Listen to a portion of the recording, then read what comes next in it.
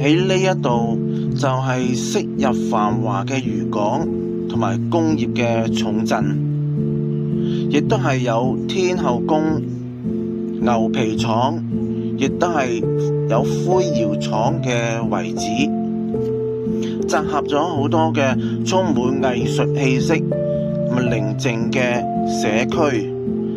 呢一度就係我哋而家見到嘅坪洲，佢只係有長洲嘅1/3嘅啫。我哋就帶大家一齊嚟去睇睇啦。我哋只要去到港外線嘅6號碼頭就去坪洲嘅。咁首先第一時間就要睇下嗰個嘅船期啦。我哋今次就搭10點鐘嗰班船嘅。咁樣我哋出咗碼頭之後呢，就向右行嘅。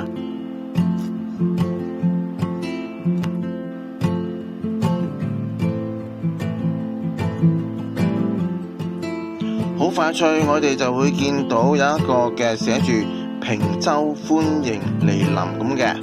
咁我哋沿住呢條路就直去啦。喺右手邊，我哋仲會見到一個嘅公共嘅圖書館。呢度都有個指示牌嘅，咁我哋會沿住永安街嗰條路直去嘅。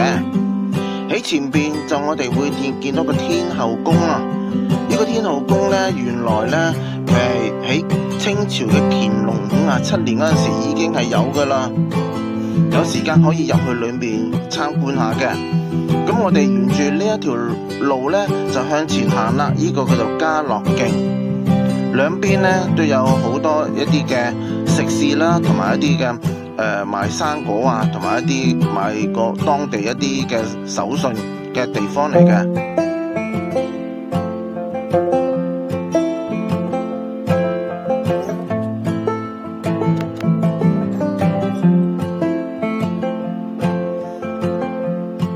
呢一檔又買生果啦，咁我哋而家見到呢度呢，就係牛皮廠，佢個原名呢，就係叫做福源牛皮廠啦。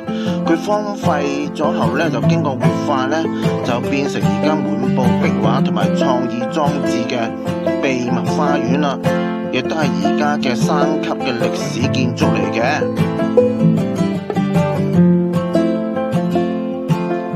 你睇上面掛住好多啲單車。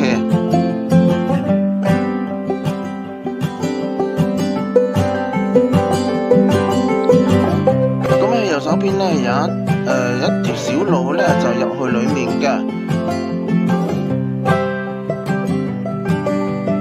但係而家咧入到去裏面咧，都見到好多啲雜物封住咗啦。之前咧就係裏面係好有特色噶，而家唯有喺出邊嗰度見到有幾隻嗰啲嘅龜啦，同埋出邊就掛咗好多啲嘅獎牌啦。一啲嘅壁畫，有時間嘅大家可以嚟呢度打下卡咯。如果喜歡行山嘅朋友呢，可以行一行坪洲呢個嘅手指山嘅。沿途呢係有標記噶，大部分呢都係以石屎同埋油柏路為主嘅。適合一家大細或者行山嘅新手而設嘅。咁沿途都係有指示牌噶。如果行呢一個嘅上呢個手指山呢，就記得大家上之前要去洗手間喎，因為呢過咗呢一個嘅洗手間之後呢，就再上到去就係冇洗手間噶啦。我哋上到嚟呢，就轉左啦，咁一路亦都向前行啦。咁而家一路行起上嚟呢，都係好輕鬆嘅。咁喺沿途呢，我哋會俯瞰到海上好多嗰啲漁船啦，就會停泊咗喺呢度噶。喺呢一度可以大家停留望一望嘅海景，你話真係幾舒暢呢？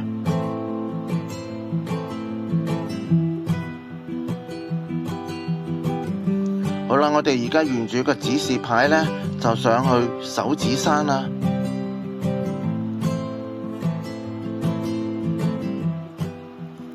就嚟到呢個手指山呢度咧，就前邊有條石級嘅，咁我哋沿住石級上去，就係352級嘅，手指山，我哋而家就上去手指山嗰度。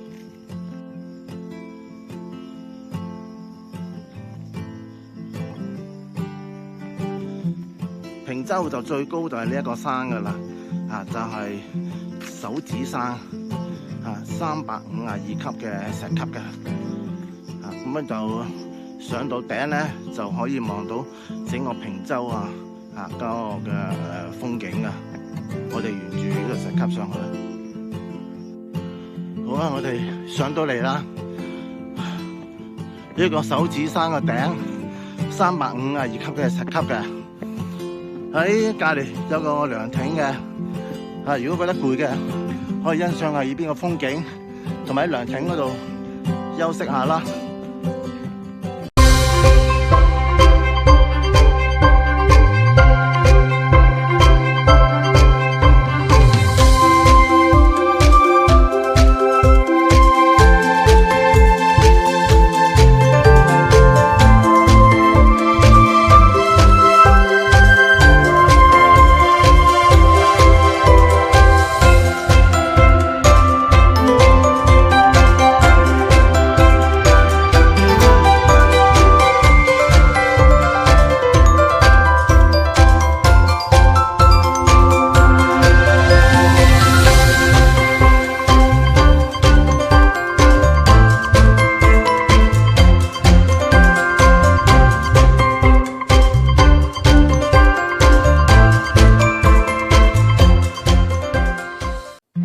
我哋上咗坪洲最高嘅山手指山，佢即係高95米嘅啫。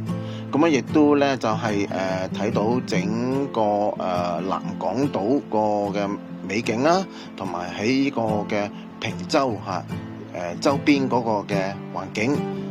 咁我哋而家咧就落翻去就去一個嘅銀洲仔亭啊。咁呢個銀洲仔亭咧，究竟係有乜嘢睇咧？咁樣我哋落去下邊咧就睇睇啦。嗱，我哋到咗呢個銀洲仔亭咧，就去到前邊係見到有2個島噶。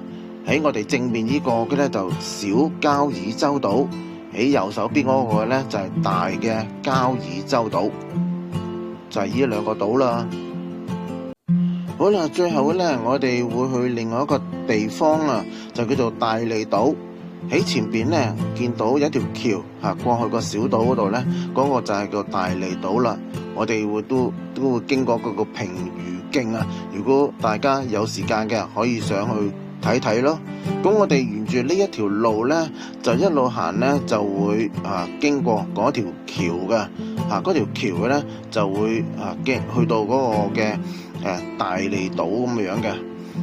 咁我哋而家喺條橋嗰度就一路行，喺前邊咧就見到有一個小個灘，個灘嗰度咧就有一嚿石嘅，嗰個石咧就好似隻龜咁樣嘅，人稱叫做龜石，咁樣唔知大家睇落去似唔似一隻龜咧？咁樣就大家就去想像下啦。咁好啦，就今次嘅咧就坪洲之行咧嘅拍攝就到此為止嘅啦。希望咧呢條片就大家中意啦。如果覺得OK 嘅，就俾個 like 或者訂閱我嘅頻道啦。下條片見，拜拜。